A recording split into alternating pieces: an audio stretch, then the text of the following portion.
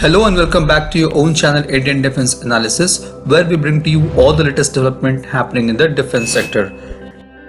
From the catapults and cannons used in ancient times, the evolution of mechanical projectiles to the modern day artillery guns, the role of these big guns has always been a winning factor in the battlefield. Indian Army is operating varieties of these artilleries with different ranges.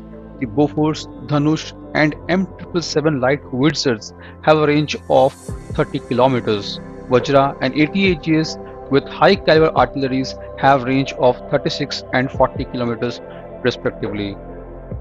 Now imagine if the range of light howitzers are increased from 30 kilometers to 50 plus kilometers.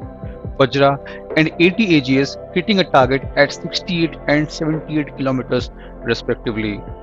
This is going to greatly boost the Indian Army's capability to strike deep inside the enemy territories from a large standoff distance and will give Army an unfair advantage over its adversaries.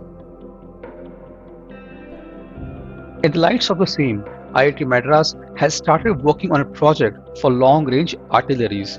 The project aimed to increase the range of existing artillery guns more than 100% with the use of an active ramjet propulsion technology.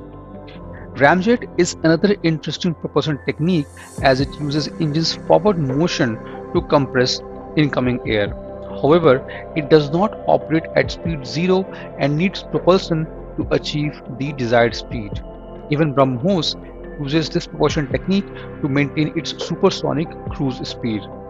This will not only increase the range of artilleries but also the altitude of the artillery flight path.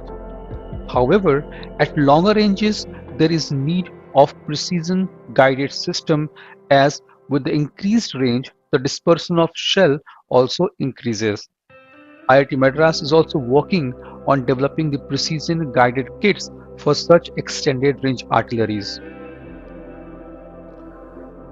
IIT Madras is also exploiting the traditional method called base bleed, where a chemical at the base of the shell burns, emits gas to fill the vacuum behind the shell to reduce the base drag force.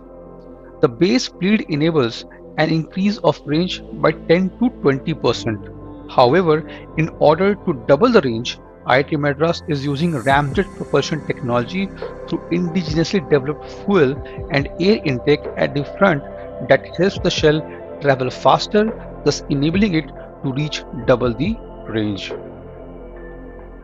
IIT Madras is redesigning the existing shells using ramjet propulsion technology, which will be compatible with all existing artillery guns such as Bofors, Dhanush, Vajra and ATAGS. Each gun has its own characteristic, but shell developed by IIT Madras is of 155 mm caliber, which will be usable on all Indian and foreign platform that utilizes the 155 mm shell. The total cost of the development of the project is around 9.95 crores and the projected timeline for the development is 2.5 years. This was today's update.